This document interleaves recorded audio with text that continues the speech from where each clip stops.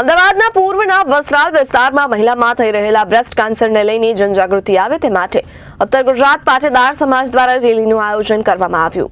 અમદાવાદના પૂર્વના વસ્ત્રાલ વિસ્તારમાં મહિલામાં થઈ રહેલા બ્રેસ્ટ કેન્સરને લઈને જનજાગૃતિ આવે તે માટે ઉત્તર ગુજરાત પાટીદાર સમાજ દ્વારા રેલીનું આયોજન કરવામાં આવ્યું। આ રેલીનું પ્રસ્થાન પૂર્વ ગૃહ રાજ્યમંત્રી શ્રી પ્રદીપસિંહ જાડેજા સાથે વટવા વિધાનસભા બેઠકના ધારાસભ્ય બાબુસિંહ જાદવના હસ્તે કરવામાં આવ્યું। આ રેલીમાં 1000થી વધુ બહેનોએ ભાગ લીધો અને વસ્ત્રાલના વિવિધ વિસ્તારમાં સૂચક પ્લેકાર્ડ સાથે ફર્યા અને મહિલાઓમાં જાગૃતિ આવે તેવા પ્રયાસ કર્યા હતા। આ રેલીની આગેવાની ઉત્તર ગુજરાત પાટીદાર સમાજના વસ્ત્રાલના પ્રમુખ શ્રી રમેશભાઈ કાંઠાવાડા અને ઊંઝા ઉમિયા સંસ્થાનના ઓલ ઇન્ડિયા કન્વીનર ડોક્ટર જાગૃતિબેન પટેલ દ્વારા લેવામાં આવ્યું હતું। બેન, આપનું નામ અને પરિચય આપજો। હું ડૉક્ટર જાગૃતિ પટેલ ઊંઝા ઉમિયા માતાજી સંસ્થાનની મહિલા અધ્યક્ષ છું ઓલ ઇન્ડિયા। અને આજે અમદાવાદની અંદર આ બ્રેસ્ટ કેન્સર અવેરનેસ રેલીનું અમે અને સાથે સાથે મહિલા ગૌરવ રેલીનું આયોજન કર્યું છે।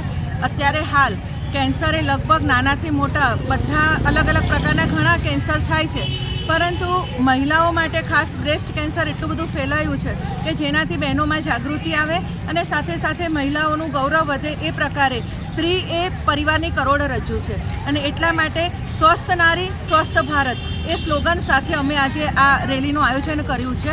આ રેલીની અંદર આજે 1000 કરતાં વધુ બહેનોએ ભાગ લીધો છે અને આ રેલીના આયોજક એ ઉત્તર ગુજરાત પાટીદાર સમાજ વસ્ત્રાલ છે અને રેલીનું પ્રસ્થાન માનનીય શ્રી પ્રદીપસિંહ જાડેજા સાહેબે કર્યું, જે આપણા પૂર્વ ગૃહમંત્રી હતા અને આપ જોઈ શકો છો કે રેલીમાં જબરદસ્ત ઉત્સાહ અને ઉમંગ છે।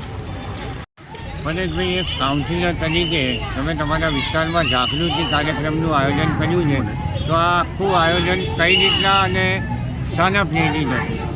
આ ઊંઝા ઉમિયા માતા સંસ્થા દ્વારા અને ઉત્તર ગુજરાત પાટીદાર સમાજ વસ્ત્રાલ દ્વારા બ્રેસ્ટ કેન્સર જાગૃતિ અભિયાન માટે અમારા વિસ્તારના પૂર્વ ગૃહમંત્રી પ્રદીપસિંહ જાડેજા સાહેબ અને ધારાસભ્ય શ્રી બાબુસિંહ જાદવ સાહેબ અને અમારા પ્રમુખ શ્રી રમેશભાઈ કાંઠાવાલા દ્વારા આ આયોજન કરવામાં આવ્યું હતું અને 1000 બહેનો સાથે આ આખા વિસ્તારમાં 5 કિલોમીટરની રેલી સ્વરૂપે પ્રસ્થાન કર્યું હતું।